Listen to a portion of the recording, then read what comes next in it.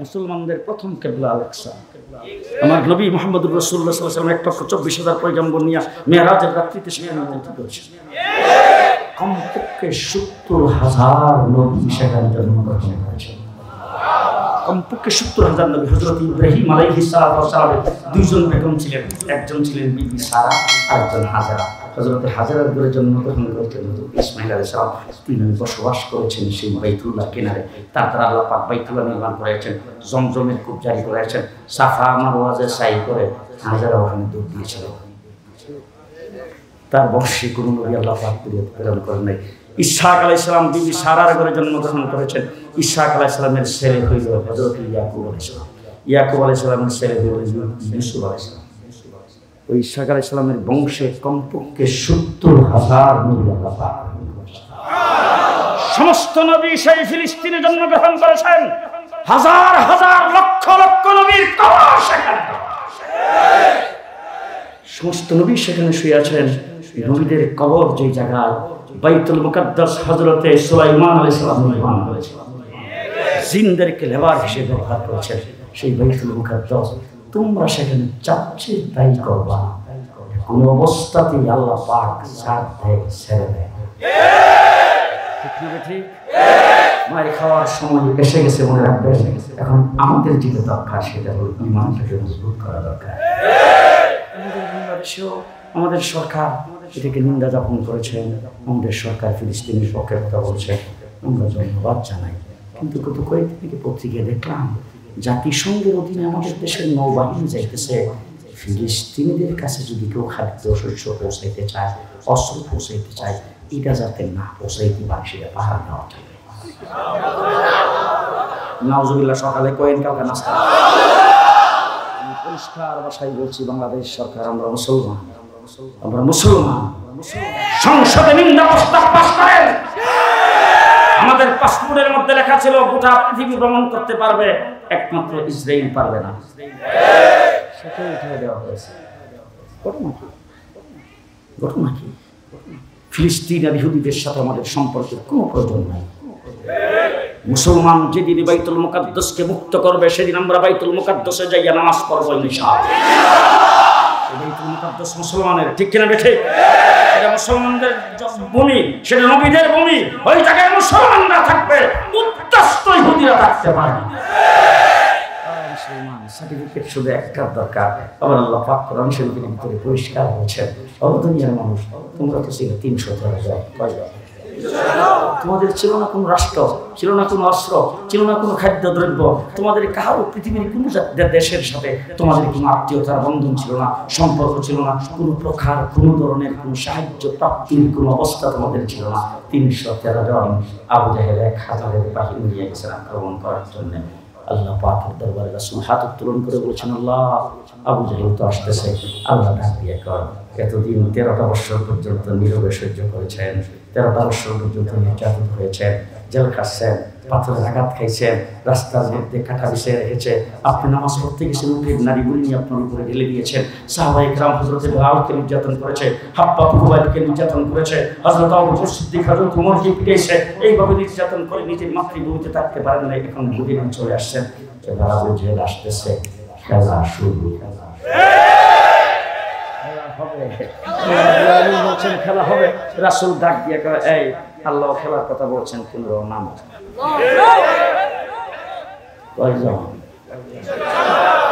জি মাসটা রমজান মাস। কি মাস? 17 তারিখ শেষ রাত্রে সেহরি পেট ভরে একজন খাইতে পারে না। জামা কাপড় কোনো কিছু নেই, কিসের যুদ্ধের পোশাক আর কি করবে? ওই জায়গার মধ্যে 313 জন গেছে, এর মধ্যে ছোট ছোট দিলে বাচ্চাও গেছে, একটা 8 বছর আর একটা 10 বছর। ওই মিলে হইল 313 জন। যুদ্ধের ময়দানে 313 জনকে অস্ত্রবিহীন, সামানবিহীন, সবকিছুবিহীন 313 জনকে ময়দানে সাইরা দিয়া তারপর আল্লাহর হাবিব আল্লাহর হাত উঠাইছে। এখন আমি ওলামায়ে কেরাম এখানে আছে, আপনাদের জিজ্ঞেস করতে চাই, আচ্ছা আল্লাহর হাবিব, আল্লাহ পাকের হাবিব হাত উঠাইতে দেরি পাইতে মসজিদের মধ্যে জুমার নামাজ পড়াবে, রাসূল মিম্বরে বসছেন, এমন সময় মধ্যখান দিয়ে একজন মুসল্লি দাঁড়াইছে। দাঁড়ায় হুজুর একটা কথা বলতাম। আল্লাহ নবী কি কথা কইবে? এখন তো খুতবা দেওয়ার সময়, ঠিক আছে বলে গেল।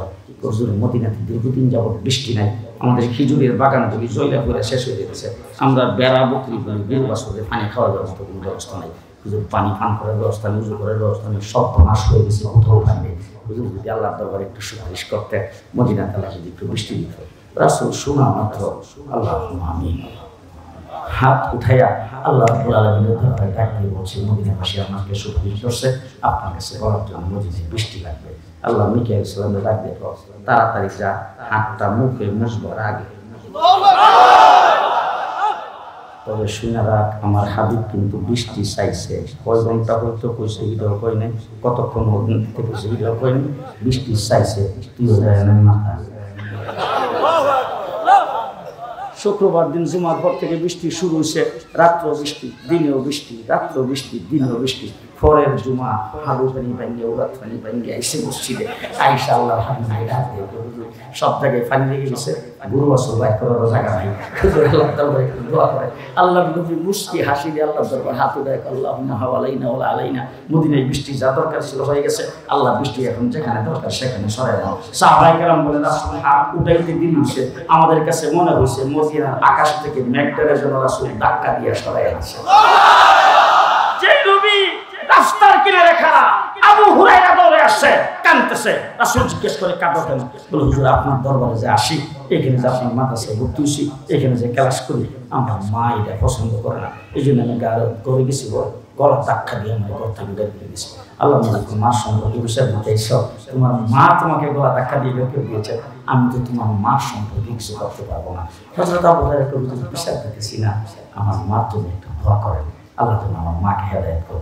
রাসূল রাস্তার কিনে দেখা আল্লাহর দরবারে হাত রেখে, আল্লাহ আবু হুরায়রার মাকে হেদায়েত করো। আবু হুরায়রা ফিরাত দিছে দূর, সাহাবী পেছন থেকে টাইমে ধরছে, মনে করছে রাগ করে দূর দিছে, মারে জানি যে এখন কি করে কেটে রাখে, কাপড় খুলে গেছে, এরপরে তো সারো দেখি আমার তুমি এখন দুধতেছে, তোমার পাগল হয়ে গেছে, কারণ দেখি বলে না, আমি দেখতাম, আমি দৌড়াইয়া আগে যাইয়া বাড়িতে পৌঁছি, আল্লাহ নবীর দোয়াটা আগে যাইয়া পৌঁছাম। বাড়িতে গেছে, দরজায় আওয়াজ দিচ্ছে, মা। ভিতর থেকে মা ডাক দেখো, বাবা একটু দরজার কিনারে দাঁড়াও, বের হতে একটু গিরিয়ে। আবু হুরায়রা মনে মনে ভাবে, কিরে মা তো এতদিন ঠাস ঠাস করে উত্তর দিত, আজকে দু উত্তরের দম ফাটাই গেছে। ঘটনা কি? একটু পরে মা বের হইছে, চুল বাইরে বেয়ে পানি ঝরতেছে। ও মা, তোমার মাথার থেকে পানি কোথা থেকে আসলো? পানি ঝরতেছে কেন? মা চোখের পানি ছেড়ে দিত, বাবা তোমাকে যখন গলা ধাক্কা দিয়ে বের করে দিছি, একটু পরে আমার মনটা এরকম করতেছে, যাহা ছেলেটারে কি কামড়া করলাম, কামড়া তো ঠিক করি নাই, রাহমাতুল আলামিনের দরবারে যাই, আমার ছেলে তো ভালো জায়গায় তো যায়, কোন সন্ত্রাসীর কাছে তো যায় না, কোন খারাপ মানুষের কাছে তো যায় না, ভালো জায়গায় তো যায়, কামড়া কি করলাম? আমি তারপরে যাই গোসল করে পাক পবিত্র হয়ে আসছি, রাসূলের দরবারে নিয়ে যাও, কালিমা পড়ে মুসলমান। যেই নবীর দুয়ার এত অ্যাকশন, সেই নবী মসজিদ নববীতে বসে দোয়া করলো, তুই আল্লাহ 313 জন মানুষ, এই জীর্ণশীল মানুষ নিয়ে কোথায় যাও, আল্লাহ তুমি আবু জাহেলের ফাউল ঠেং টিপে দাও। একথা রাসূল মসজিদ নববীতে বসে তো করলে হতো নাকি? সেটা রাসূল মসজিদ নববীতে বসে না বইলা 313 জন কানা কুড়া আতঙ্কা যা আছে আমার তাদের একটা সব দিলে নিয়ে 313 জনকে ময়দানে ছাইরা দিয়া এরপর আল্লাহর দরবারে হাত উঠাইছে। কারণটা কি? কারণটা হলো যেই দোয়াটা যেখানে করা দরকার ওখানে করতে হইব। আর আপনারা এটি করবে ইসলামের হেফাজত আল্লাহ করব, মনুষ্যরা ভালো লেগেছে এত সহজ। যেটা যেখানে করা দরকার সেখানে করবেন, যেখানে তলোয়ার মারা দরকার সেখানে তলোয়ার মারতে হবে, যেখানে ঘুষি মারা দরকার সেখানে ঘুষ মারতে হবে। ঠিক কি দেখে? হ্যাঁ মুসলমানরা, রাসূল 313 জন আল্লাহর দরবার হাত উঠাইছে, জিবরাইল আমিন এসে রাসূলের সামনে সালাম দিয়ে খাড়া হয়ে হুজুর আইছে। আল্লাহ নবীকে আইছে, কি বলেছে? বলে এতদিন তো আপনার কাছে ঘুষি নিয়ে আইতাম, আল্লাহ আজকে আপনার ডাক দিয়া কর যুদ্ধের পোশাক পর। আমি আল্লাহরে বললাম যে আল্লাহ যুদ্ধের পোশাক পরা তো মানুষের কাম, এটা তো আমার কাম না, আমি ফেরেশতা, আমি যুদ্ধের পোশাক পরলাম কি জন্য? আল্লাহ ডাক দিয়া কর মানুষের কাম, ঠিক আছে আজকে তোর করা লাগবে। যুদ্ধের পোশাক যখন পরলাম তখন আল্লাহ পাক আমার ডাক দিয়া বলে তোর সাথে আরো 3000 লোক, 5000-এর বাহিনী নিয়ে এতদিন উহিদিয়া পাঠাইতাম, আজকে সেনাপতি হিসাবে প্রেরণ করলাম। যুদ্ধের সেনাপতি হিসাবে আগমন করেছি। আল্লাহ নবী ডাক দিয়া কর ঠিক আছে না।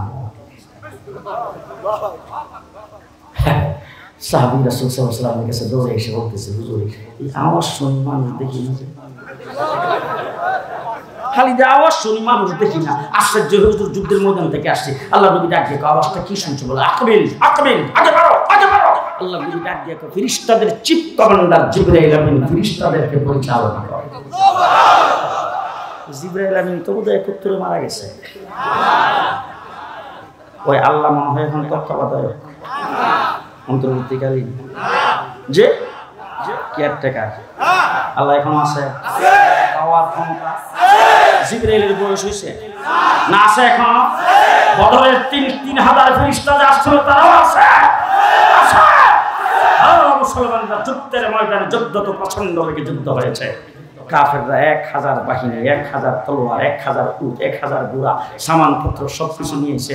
মুসলমানরা 70টারে জায়গায় শেষ, আবু জাহেল সহ, আর 70টারে ধরে লইছে। আর বাকি যে কাপড় খুললে ধরছে তার মধ্যে কোনো সন্দেহ নেই। যুদ্ধ যখন শেষ হয়ে গেছে, আল্লাহ হাবিবের দরবারে জিবরাইল আমিন এসে ডাক দেখো, আল্লাহ জানতে চাইছে আপনি খুশি হয়েছেন? আল্লাহ সকালে নাস্তা করে, নাস্তা করে। আল্লাহ জানতে চাইছে আপনি খুশি হয়েছেন? রাসূল তাকে দেখে জিবরাইল আমিনের গায়ে এবং যুদ্ধের পোশাক। আল্লাহ নবী ডাক দেখো, জিবরাইল মানে সাহাবায়ে কেরাম তো সবাই স্লোগান দিতেছে, আর কি খুশি আজকে যুদ্ধ হয়েছে, এই জন্য তো সবাই যুদ্ধের জামা কাপড় আছে সব খুলে দিলা, তোমার গায়ে দেখো যুদ্ধের পোশাক। হযরত জিবরাইল আমিন ডাক দেখো, আমার দেখলে আবু বকর সিদ্দিককে দেখলেন না? আবু বকর সিদ্দিক যুদ্ধের পোশাক এখন পরে রাখছে, পৌঁছে না? আবু বকর সিদ্দিকের নকল করে আমি পরে রাখছি।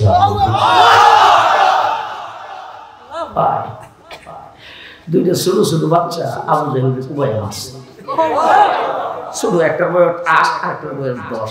মাইরা রাসূলের দরবারে দুই ভাই একই মার ঘরের দুই ভাই গেছে। বড় ভাই ছোট ভাই দেখা দিয়ে তুমি সরাও, আমি আবু জাহেলকে মারছি। এত গায়ে তুই সরাই মারছি। এইসব করতে করতে ঝগড়া করতে করতে রাসূলের দরবারে পড়ছে। রাসূলের কাছে থামো কি ছোট ভাই উঠে হুজুর আমি মারছি। বড় ভাই না হুজুর আমি মারছি। আল্লাহ নবী ডাক দিয়ে কাছে ঝগড়া করার দরকার নাই, তোমার যে তলোয়ার দিয়ে আবু জাহেলকে মারছো তলোয়ারটা কিন্তু এলাইছো। বলে না, তাহলে তলোয়ারটা আমার হাতে দাও। আল্লাহ নবীর হাতে তলোয়ার দেওয়ার পরে তাকায় দেখে দুটো তলোয়ার মধ্যে রক্ত লাগানো। আল্লাহ নবী ডাক দিয়ে করে রক্তে প্রমাণ করে আবু জাহেলকে তোমরা দুই ভাই মিলে মারছো, খামাখা ঝগড়া করো। ঘটনা কি? মুসলমান তো মাথা করার জাতি না, মুসলমান তো মাথা করার জাতি না, মুসলমান মাথা উঁচু করে থাকার জাতি। ঈমান দুর্বল হয়ে গেছে। ওয়ালা তাহিনু ওয়ালা তাহজানু ওয়া আনতুমুল আ'লাউন ইন কুনতুম মুমিনিন। আল্লাহ রাব্বুল আলামিন বলতেছেন, শোনো, শুধু একটা সার্টিফিকেট, ঈমানের সার্টিফিকেট অর্জন করবা। ওই ঈমানদার 313 জন 1000 থেকে না।